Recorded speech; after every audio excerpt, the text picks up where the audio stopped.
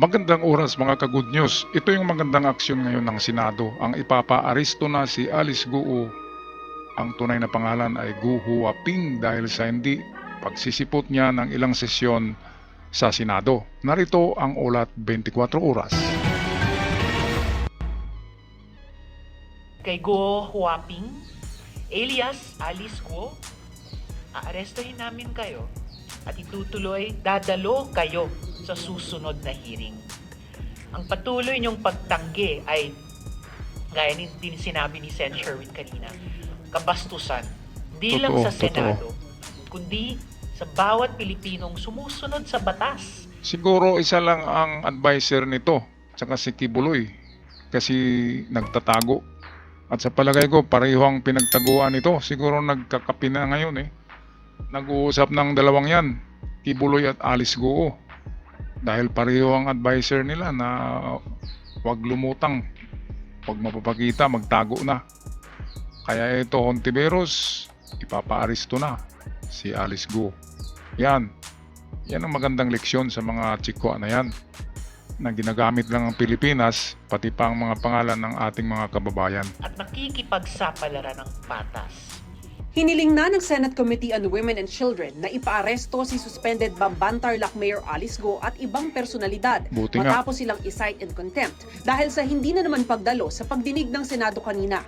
Nagpadala ng excuse letter sa komite si Guo na nagsasabing masama ang kanyang physical at mental health. Tagal na yan. At may death threats kaya hindi makakadalo. Aba. Wala rin siyang abogado. Death threat. Death threat. Sila nga yung nagdi-death threat diyan kay kay Gatchalian at kay Hontiveros. Marami nang natanggap na death threat ang dalawang senador na yan dahil sa pagtuligsa nitong mga inchik na ito. Kaya itong kanyang mga alibay na ito ay lang ito, pampatagal para meron pa siyang panahon para sumibat o magtago. Kaya yan, instant karma sa mga inchik. Mayroon nga akong isang kakilalang Chinese ngayon nagtatago din kasi hindi pala totoong Pilipino, hindi siya itong tinatawag na neutralized citizen ng Pilipinas, Chinese pa rin. Okay, so tapusin na natin ang video. Pumunta sa pagdinig. I think this letter of explanation is totally unacceptable. Therefore, I would like to move that we issue a warrant of arrest against Mayor Guo for her to attend the next hearing. Kinontempt din ang ibang miyembro ng pamilya Guo, ang accountant niyang si Nancy Gamo at si Dennis Cunanan, ang dating opisyal ng gobyernong nahatulan sa PDAF scam na naging independent consultant ng mga kumpanya sa likod ng Pogo sa Bamban-Tarlac at Porac, Pampanga. Pero bago makapaglabas ng arrest order, kailangan munang mag-issue ng komite ng show cause order para sagutin ng kampo ni Guo. Pag hindi katanggap-tanggap ang paliwanag nila, saka uusad ang utos para arestuhin sila. Ayon sa Bureau of Immigration, nasa Pilipinas pa si Guo at nakaalerto na ang pangalan niya sakaling subukan niyang umalis ng Pilipinas. Bukod kina Guo, sinabpi na rin ang 15 opisyal at representative ng iba't ibang kumpanyang hinihinalang sangkot sa iligal na Pogo dahil inisnab ang imbitasyon ng komite. Buti nga, ang dami-daming pangalan yan. Jaime Cross, Roderick Puhante, akala ko Paulati, Juan Miguel Alpas, Ronilyn Baterna, Michael Bryce. Ay naku, mga pangalan to ng Pilipino baka ginagamit na naman ng mga pangalan na ito. Pero merong isang inchik dito, ay dalawa pala, Xiang Tan at saka si Duan Ren Wu. Okay, so palagay ko dyan, yung mga Pilipinong pangalan dyan ay mga ginagamit din yan. At hindi yan yung mga totoong namamahala dyan. Inilabas naman ni Senador Sherwin Gatchalian ang birth certificate at school records ni Guo.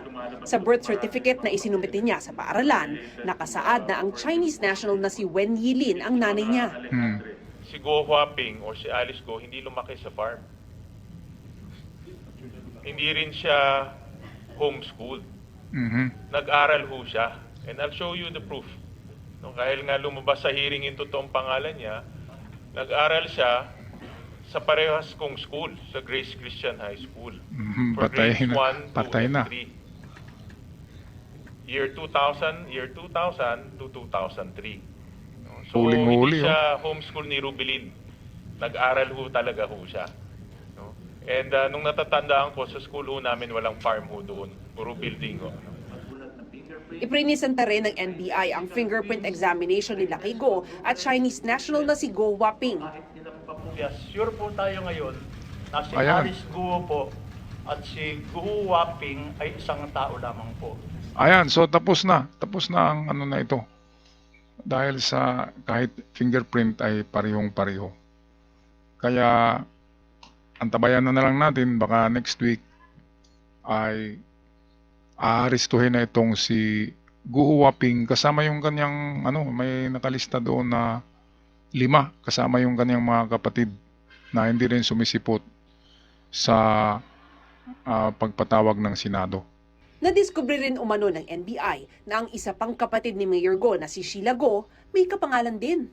Meron po rin tayong nahanap na isa pa pong NBI clearance no, sa aming files Naku. na nagngangalan din pong Sheila Go Ilial.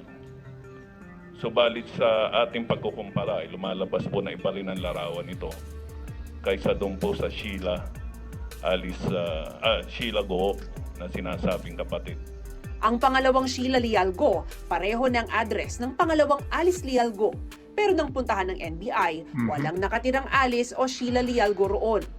Humarap naman sa pagdinig si PAGCOR Chairman Alejandro Tenco matapos sabihing may dating cabinet official na naglobby umano para sa ilang Pogo company. Aniya, nakipag-appointment sa kanya si dating Secretary Harry Roque noong July 2023. Patay na. Kasama nito si Cassandra Ong ng Lucky South 99 Pogo na niloko umano sa pera ng representative nilang si Dennis Cunanan at umabot sa $250 milyon ang hindi nababayaran sa PAGCOR. Nung panahong yon, may lisensya sa PAGCOR ang Lucky South 99 pero kalaunay ni-raid sa Porac, Pampanga. Sabi din po, baka din daw pwedeng payment over time yung arrears dahil nga naloko sila ni Ginoong Nako, Dennis Cunanan. ang dami palang nagikinabang talaga ng Pogo. Pati pala PAGCOR nagikinabang sa nitong Pogo na ito. Kaya lalong lalaki at dadami ang madadamay na pangalan dito. Kaya magandang sundan ito na sarsuela na show itong kay Alice Go dahil nakakonekta ang iba't ibang personalidad na lahat tumatanggap ng blood money ang tawag diyan ng pera na marumi galing sa Pogo. Okay, so hanggang dito na lamang tayo mga ka-good news. Ako'y magpapaalam na maraming salamat sa inyong pagsubaybay at pag-subscribe sa channel. God bless!